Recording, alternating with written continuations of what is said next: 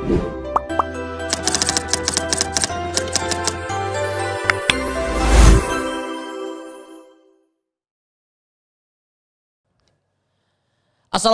warahmatullahi wabarakatuh. Hello everyone, welcome to Mager Talks, Mantiga Jember Talk Show. Masih bersama saya Muhammad Mustafa Bisri yang akan menemani kalian semua sampai beberapa menit ke depan nih. Dan tentunya bersama para bintang tamu spektakuler kita. Tepuk tangan dong buat bintang tamu spektakuler kita.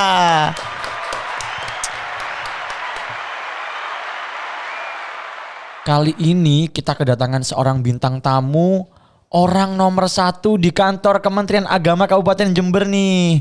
Dan juga kedatangan juga dari Bapak Pengawas dan juga ada Bapak Kasipenma nih. Dan sebelumnya pasti perlu dong perkenalan, kita pengen tahu dong seperti apa para bintang tamu kita. Dipersilahkan mulai dari Bapak Kepala Kemenak dulu. Silakan memperkenalkan diri Pak. Bismillahirrahmanirrahim. Assalamualaikum warahmatullahi wabarakatuh. Waalaikumsalam warahmatullahi wabarakatuh. Saya selaku Kepala Kantor Agama Kabupaten Jember, nama Muhammad Esos MPDI, lahir pada tahun 1965. Sudah mengenyam pendidikan mulai dari Madrasah Ibtidaiyah Negeri Sampang, MTSN 1 Negeri Sampang, MAN Sampang, dan berhijrah ke Probolinggo melanjutkan S1-nya di bidang administrasi negara yaitu Sospol. Setelah itu melanjutkan kembali S2-nya di Malang yaitu Magister Pendidikan Agama Islam. Magister Pendidikan Agama Islam. Waduh, keren sampai S2-nya sampai Magister Pendidikan Islam nih. Dan untuk selanjutnya silahkan Bapak Pengawas untuk memperkenalkan dirinya, silahkan Pak. Ya, terima kasih. Assalamualaikum warahmatullahi wabarakatuh. Waalaikumsalam warahmatullahi wabarakatuh. Perkenalkan, nama saya Dr. Andes Zurni, SPD MPD. Saya lahir di Sumeneb tahun 1966, tahun 31 Desember 1966. Sehari-hari saya selaku pengawas madrasah dan sudah 17 tahun. Insya Allah di Jember ini saya paling lama jadi pengawas. Wow, 17 tahun. Dan capaian tertinggi saya adalah saya saat ini menjadi Ketua Pokjawas Provinsi Jawa Timur dan mulai 2021 saya diberi amanah sampai 2025 sebagai Ketua Pokjawas Madrasah tingkat nasional. Wow, tepuk tangan dong. Wah, keren sekali nih, super spektakuler ya. Dan ini masih ada satu bintang tamu kita nih yang belum perkenalan. Silakan Bapak perkenalkan diri Bapak. Baik, Assalamualaikum warahmatullahi wabarakatuh. Waalaikumsalam warahmatullahi wabarakatuh. Saya Faisal Abrari, SPDI MPDI, lahir di Sumeneb. Ini rupanya produk Madura. Produk Madura semua nih. Lahir di Sumeneb 21 Mei 75. Kebetulan tinggal di Mumbulsari. Mumbulsari. Anak baru 3. Istri baru 1. Baru 1.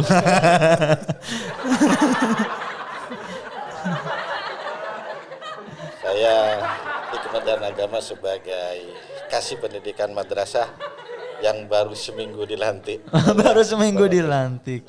Yang sebelumnya dikasih kontrak. Terima kasih. Terima kasih. Wow. Ternyata nih super spektakuler semua ya pastinya ya bintang tamu kita untuk kali ini. Dan tentunya nih kita juga kepo nih tentang perjalanan karir sampai akhirnya bisa menjadi orang-orang yang nomor 1 pastinya nih. Dan kita kayak ingin tahu dong Pak, supaya mungkin kita ingin mengikuti jejak Bapak nih. Kita mungkin bisa termotivasi dengan cerita-cerita Bapak nantinya.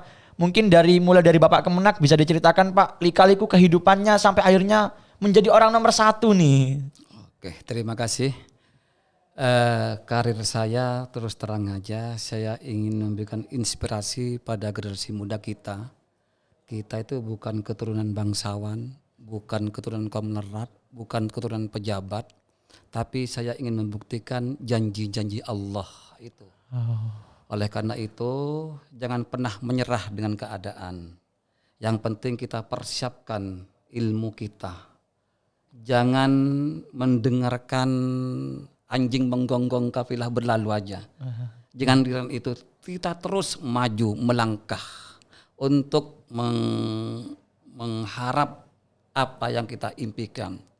Saya selama ini tidak pernah bermimpi banyak-banyak, tapi bagaimana kita itu hidup yang dapat memberikan manfaat Manfaat bagi orang lain. bagi orang lain. Karena apa? Karena semua apa yang kita lakukan hanya sebagai suatu perjalanan.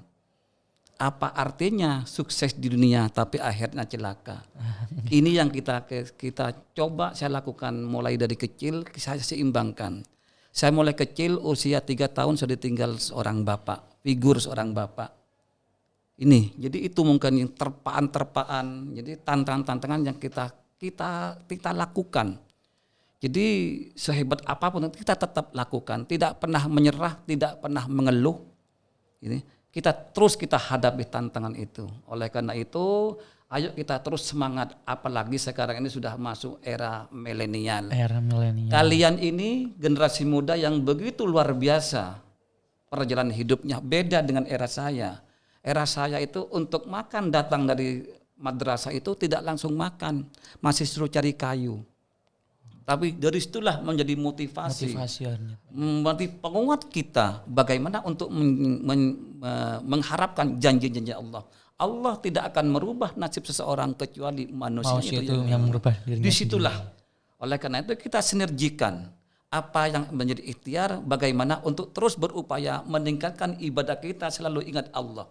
Hidup harus kita sandarkan pada Allah. Jangan coba-coba bersandar pada orang lain. Kita bekerja jangan hanya mengharap ingin dipuji orang lain, tapi bagaimana kita mulia di hadapan Allah. Itu yang ikhtiar yang hanya seakan-akan hanya mencari ridha Allah. Berarti apapun itu dari diri kita sendiri, tergantung diri kita sendiri ya Pak ya. Iya, itu ini. Jadi tidak ada jaminan yang ranking mulai dari sekolah ranking semuanya. Tidak ada jaminan nanti bisa menjadi sukses dunia akhirat. Tergantung sejauh mana kita membaca peluang. Ini yang harus kita lakukan. Dan tolong jangan pernah salah memilih teman. Karena teman ini 70% mempengaruhi karakter kita. Ini. Jadi kalau kita berteman dengan kiai, otomatis yang dibicarakan tentang ibadah. Berteman dengan orang yang sukses dunia akhirat, otomatis segala sesuatu masih yang berteman dengan orang pemabuk, narkoba. 1 tahun kuat, 2 tahun kita kadang begitu ada ujian masih larinya ke sana. Tolong hati-hati mencari teman. Karena disitulah pembentukan karakter untuk meraih kesuksesan di masa akan datang. Ini. Berarti ini semua tergantung bagaimana diri kita menjalankan dan bagaimana cara kita itu mencari jalan supaya kita nggak salah dalam langkah gitu. Ini yang utamakan. Tolong jangan pernah salah memilih teman. Karena disitulah yang membentuk karakter kita. Apa yang kita lakukan ke depan ini. Ini yang kami harapkan. Jadi pemuda-pemuda sekarang ini tantangannya lebih besar. Harapan dunia ini nanti Indonesia tergantung panjenengan semuanya. Kita tidak akan selamanya berada di sini. Tidak selamanya menjadi orang nomor 1 di Kementerian Agama di Jember ini. Tapi kalian ini yang harus mempersiapkan diri untuk mendapatkan itu. Ini yang untuk generasi muda khususnya anak-anak kita tercinta di MAN 3 ini. Wow, wah ini sungguh-sungguh motivasi kita semua ini.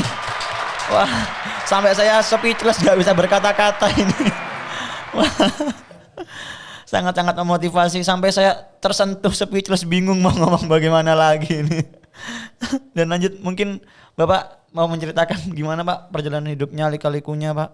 Ya, terima kasih. Yang pertama saya ucapkan apresiasi yang setinggi-tingginya atas diadakannya podcast di MAN 3 ini. Ini adalah seri yang keempat dan saya sering koordinasi dengan Pak Ishak dan kawan-kawan.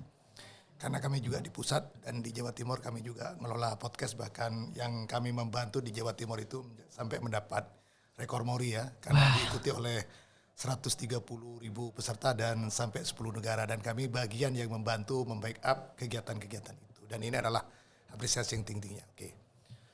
Oleh karena itu Bapak, Ibu dan sekalian yang saya hormati, yang perlu saya ceritakan bahwa hidup saya pendidikan dari MI sampai alias saya di Pondok Pesantren Anokoya, Gulu Sumeneb.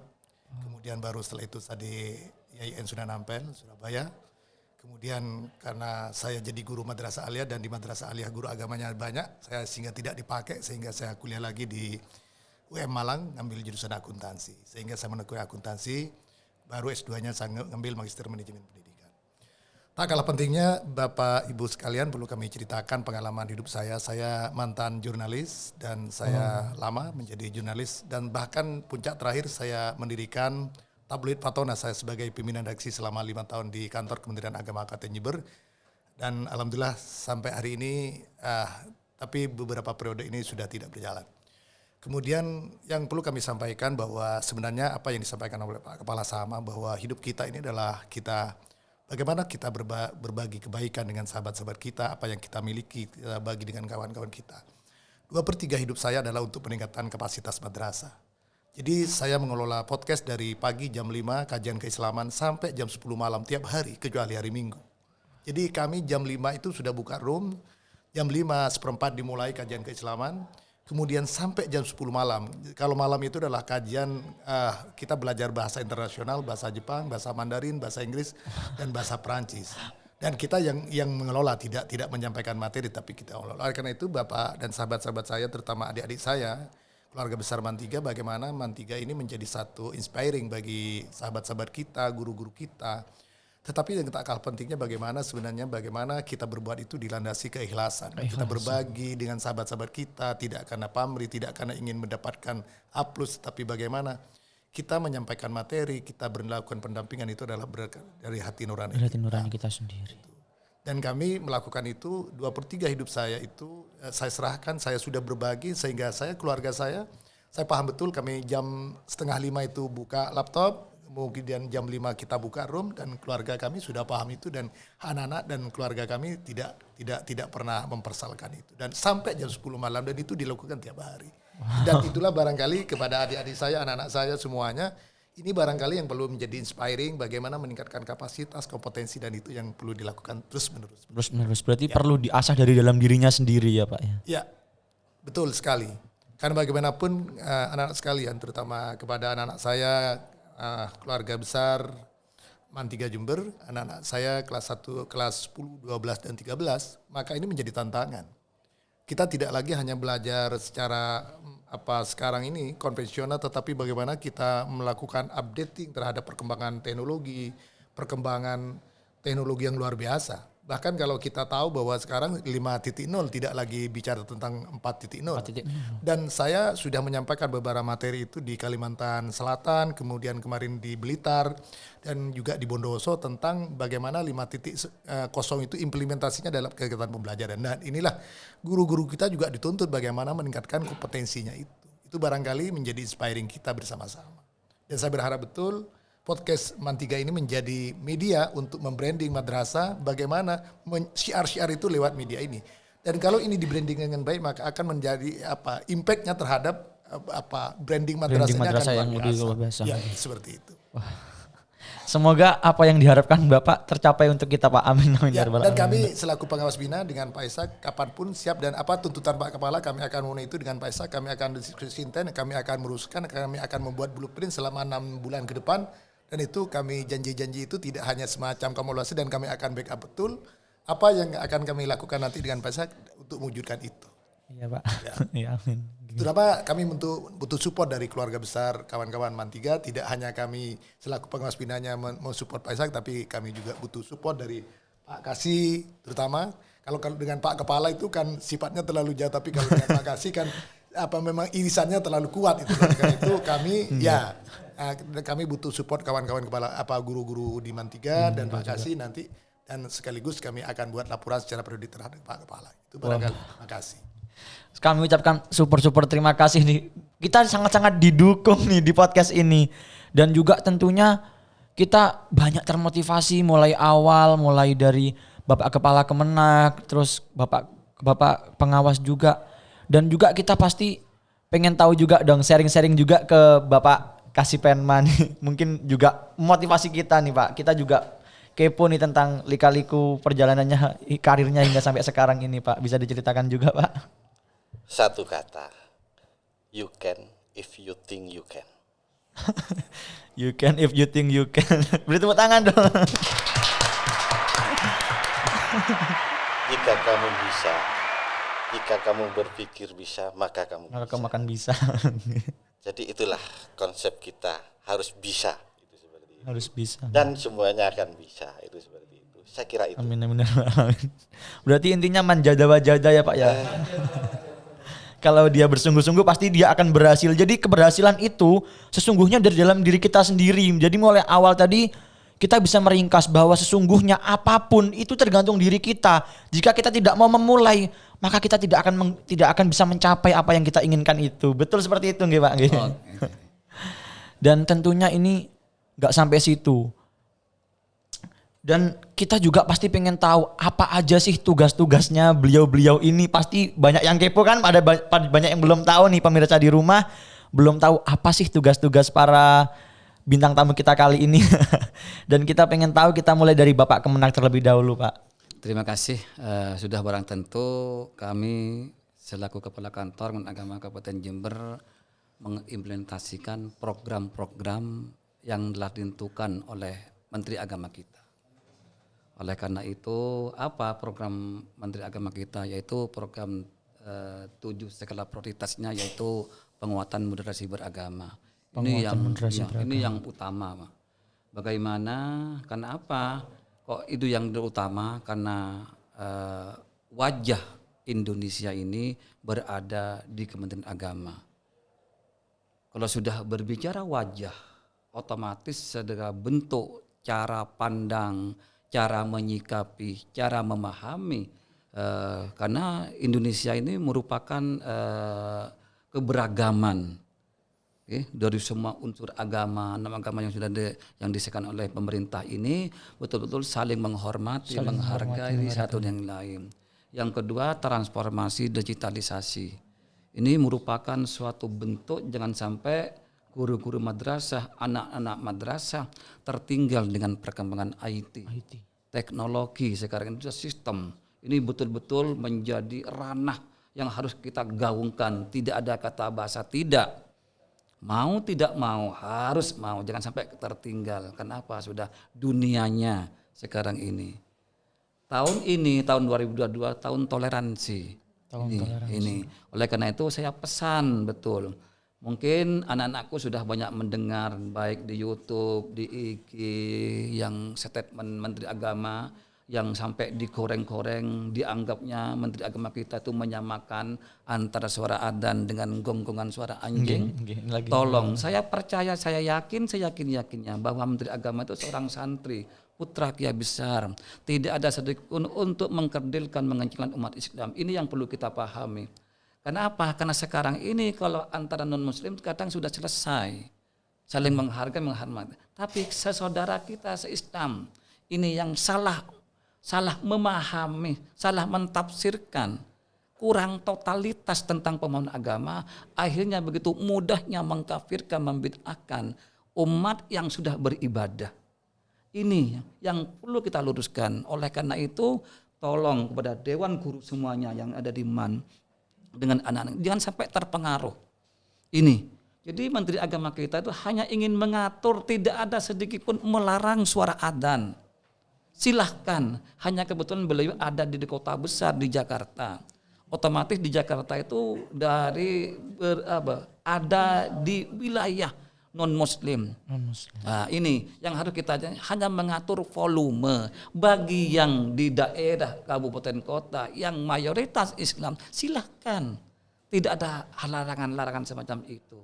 Ini hanya gorengan-gorengan. Tidak ada sedikit Menteri Agama membandingkan antara suara adzan dan suara anjing menggonggong. Yang hanya diatur tolong kepada para takmir masjid, para tokoh agama yang sudah sepuh, yang suaranya sudah mekap-mekap. Berikan kesempatan generasi muda kita. Bari para muadzin, ayo kita latih, didik agar apa? Karena adzan itu panggilan. Biar ada tersentuh, memotivasi orang yang mendengarkan tentu bisa berangkat ke masjid, bisa sholat berjamaah dengan panggil dengan suara yang lembut. Nah, ini. Jangan yang sudah sepuh, yang suaranya menggal-menggal masih suruh adzan. Nih, makanya kesempatan kepada generasi muda, anak-anak MAN, saya tadi sudah menyampaikan di guru di MAN, tolong adakan sholat Jumat, latih sebagai MC, sebagai khotib, bilal, adzan. Ya ini karena kalau tidak dididik, kenapa? MAN ini akan kembali kepada masyarakat, akan melanjutkan keguruan tinggi. bisa dapat mewarnai. Jangan sampai begitu ada kegiatan keagamaan, tidak dapat mewarnai, malah dikuasai anak-anak dari sekolah umum. Ini yang saya terapkan, makanya saya menginstruksikan kepada seluruh madrasah, baik itu satker pada swasta, seluruh madrasah. Tolong sebelum beraktivitas pembelajaran, sholat duha terlebih dahulu dan mohon doa. Sandaran kita hanya pada Allah. Begitu jam 12 adzan dikumandangkan, seluruhnya bergerak bersama-sama. Kontak komunikasi dengan Allah, sholat berjamaah bersama-sama. Inilah mungkin untuk mewujudkan madrasah hebat, madrasah bermartabat, madrasah mandiri, madrasah berprestasi. Wow. Nah, ini. Jadi ini tolong. Ayo kita branding SDM, jangan pernah menyerah. Tantangan kalian generasi muda, khususnya anak-anak itu berat sekali. Harus bersaing, tapi jangan pernah menyerah. Ini terus kita lakukan sesuai dengan kemampuan kita. Oleh karena itu saya pesankan jangan pernah salah memilih teman. Ini karena itulah yang akan membawa sukses, tidaknya tergantung kalian. Ranking tidak ada jaminan sukses dunia akhirat. Karena tergantung sampean untuk menjadi peluang berteman dengan siapa kita ke depan. Itulah yang menentukan kalian untuk menjadi orang sukses. Itu. Terima kasih.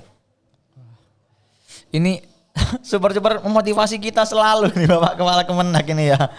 Dan sampai-sampai saya kayak mengalir gitu. Wow, ini sangat-sangat memotivasi. Ini saya bingung saya harus menjabarkan kemana lagi ini. Dan tentunya Pak, pasti Bapak memiliki harapan, kesan dan pesan untuk seluruh yang ada di bawah naungan Kemenak, khususnya ini para siswa dan siswi, khususnya pelajar nih Pak. Pasti punya harapan, kesan dan pesannya. Silahkan Bapak utarakan Pak kesan dan pesannya. Pesan saya seluruhnya, ayo kita bersama-sama bergerak bersama-sama, tunjukkan bahwa madrasah ini apa yang ada di sekolah umum, SD, SMP, SMA, semuanya di madrasah ada. Tapi apa yang ada di madrasah tidak seluruhnya, tidak semuanya ada di sekolah umum. Di sekolah umum. Ini yang harus kita utamakan. Kenapa? Karena madrasah ini hanya saya harapkan mampu mencetak kecerdasan intelektual dan spiritual, karakter, pemahaman agama, iman, takwa, akhlakul karimah yang mulia. Suksesnya Rasulullah bukan hanya kelihan, tapi akhlaknya. Sampai menjadi julukan Al-Amin kan begitu. Al-Amin. Ini kalau sudah akhlaknya bagus, insya Allah akan bisa diterima dimanapun. Tapi kalau sudah akhlaknya pecat, moralnya pecat, jangan bermimpi bisa masuk ke masyarakat luar. Ini akhlak, tolong hormati ketakdiman kedua orang tua, patuh pada orang tua, takdim kepada guru-guru kita. Ini yang utama.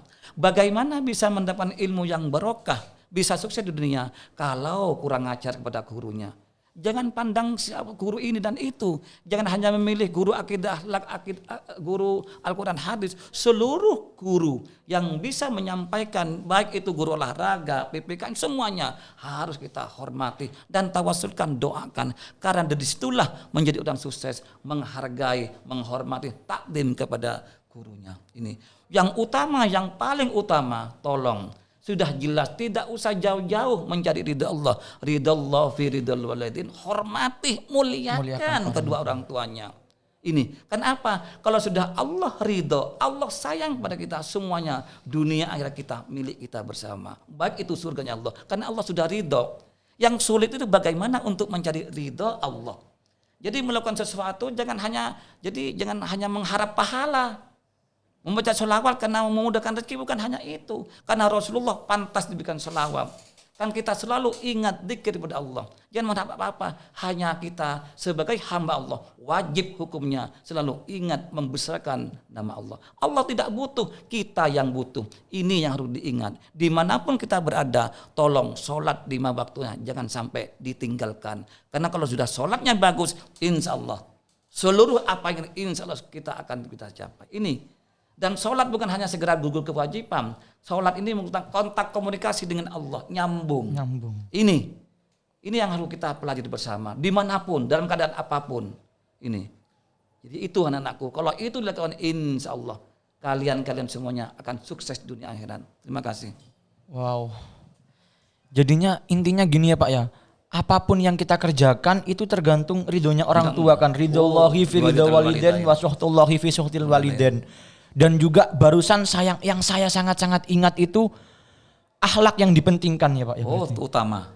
Ya dikarenakan mengapa perlu diketahui ya, FYI for your information, mengapa kok akhlak yang dipentingkan, karena sudah sangat jelas innamal bu'istu liutamima makarimal akhlak nggih Pak. Oleh sebab itulah yang sangat ditekankan oleh Bapak Kepala Kemenak ialah akhlak yang dipentingkan, dan juga satu, tawadhu kepada guru. Entah itu guru apapun kita harus tawadhu, kita sebagai santri, kita sebagai siswa-siswi harus tawadhu supaya mendapatkan barokah dari guru-guru kita. Ngoten nggih Pak. Ya. Dan juga kita pengen tahu dong kesan dan pesan dari Bapak pengawas dan juga Bapak Kasih Penma. Sebelumnya mulai dari Bapak dulu Pak. Oke, monggo Pak, dipersilahkan. Baik, dari aspek akademik saya ingin meningkatkan literasi, numerasi, dan digitalisasi. Inilah yang dipentingkan dalam dunia pembelajaran sekarang. Literasi sekarang itu indeksnya di Indonesia itu sangat rendah, sehingga perlu ditingkatkan bagaimana kecepatan membaca, mengakses dunia-dunia luar dalam literasi digitalisasi, sehingga pembelajaran yang ada di Indonesia itu tidak kalah dengan di dunia luar. Itu saja. Terima kasih. Wow. Jadinya intinya sekarang itu kita harus berlomba-lomba dalam bukan hanya satu bidang tapi dalam berbagai aspek supaya kita menjadi gak cuma stuck di situ. Jadi kita bisa berkembang dalam segala aspek kehidupan. Ngoten nggih, Pak? Monggo, Pak, jenengan. Ya, terima kasih. Karena saya selaku pengawas sesuai dengan tusi saya, maka ada beberapa catatan penting yang perlu kami sampaikan. Yang pertama kepada kepala madrasah. Karena sahabat saya bagaimanapun Pak Ishak selaku kepala madrasah, maka harus ada terobosan-terobosan manajerial yang perlu ditingkatkan bagaimana membangun relasi dengan mitra kerja kita. Karena bagaimanapun kita misalnya apalagi ibu juga orang unit, nanti satu saat kita perkuat komitmen itu sehingga nanti kita bisa berkolaborasi juga dengan ITS yang sudah menjadi mitra kita selama ini dengan itu perlu kita perkuat sehingga inti dalam konteks bagaimana meningkatkan branding madrasah kita. Karena di tahun 2015, 16, 17 itu bahkan itu penilaian pusat MAN 3 ini sudah di atas MAN 1, MAN 2 waktu itu sebenarnya. Oleh karena itu maka ini perlu dibuat program blueprintnya perlu diperkuat dan kita siap kolaborasi. Itu yang pertama untuk Pak Ishak. Kemudian yang kedua untuk sahabat-sahabat guru yang luar biasa. Kalau guru cara mengajarnya tetap konvensional maka akan ketinggalan. Dan itu tidak lagi menarik bagi anak-anak kita. Maka bagaimana platform-platform baru itu harus ditingkatkan. Bagaimana? Ya. Jadi itu adalah satu keniscayaan. Nah itu baru yang ketiga anak-anak saya yang luar biasa. Karena bagaimanapun sebagaimana disampaikan oleh Pak Kepala. Bahwa anak-anak kita adalah harapan masa depan kita. Penerus saya dan Pak Kasih dan Pak Kepala lebih-lebih. Oleh karena itu maka anak-anak kita bagaimana sekarang kalau bahasa agamanya tadi Pak Kepala bicara tentang akhlakul karimah. Kalau dalam konteks kekinian sekarang di kurikulum Merdeka itu namanya ada profil pelajar Pancasila. Profil pelajar Pancasila itu bicara tentang akhlak, disiplin, istiqomah, kemudian bagaimana menghargai orang lain, menghargai guru, menghargai sahabat dan tidak melakukan bullying dan lain-lain. Sebenarnya itulah profil pelajar Pancasila. Nah, itu yang barangkali nanti perlu dikembangkan dan nilai-nilai itu nanti perlu ada perlu ada poster-poster edukatif yang memberikan motivasi, stimulan kepada seluruh warga madrasah sehingga itu ke depan seluruh warga madrasah tidak hanya kepala, tidak hanya guru tetapi seluruh warga madrasah, pengawas, kemudian komite, kemudian guru dan itu menjadi roh, jadi menjadi satu kesatuan yang perlu itu barangkali harapan saya selaku pengawas bina dan juga kami menyampaikan ini di hadapan Pak Kepala dan Pak Kasih dan itu adalah komitmen kami dalam rangka menciptakan madrasah MAN 3 ini selaku menjadi MAN rujukan nanti dan kami akan carikan juga dan insya Allah kapanpun Pak Ishak mau mendatangkan Pak Direktur, jujur kalau Pak Direktur kapan saja kami hanya tinggal telepon, kalau ke Pak Dirjen saya halus lewat ajudannya. Tapi kalau ke Pak Direktur mau mendatangkan di MAN 3, kapan saja siap, sekretaris menteri, karena sahabat kita dan pernah juga datang ke MAN 3, kapan saja kami siap mendatangkan di sini. Terima kasih barangkali. Tepuk tangan yang meriah. Wah, jadi kita hari ini sangat-sangat termotivasi banget Dan kali ini kita bener-bener speechless karena kita isinya hari ini tuh full motivasi semuanya. Dan juga saya ucapkan terima kasih kepada para bintang tamu kita kali ini. Dan untuk episode kali ini cukup sampai di sini dulu. Dan kita lanjut next episode. Dan saya mohon maaf ya Pak jika mulai awal hingga akhir ada kata-kata yang kurang berkenan. Jangan lupa like, komen, dan subscribe. Dan jangan lupa juga dong tentunya follow akun TikTok, Instagram, dan juga Facebook kita di bawah ini. Dan sebelumnya saya sebagai host mohon maaf yang besar-besarnya bila ada salah kata. See you and for next part. Wassalamualaikum warahmatullahi wabarakatuh.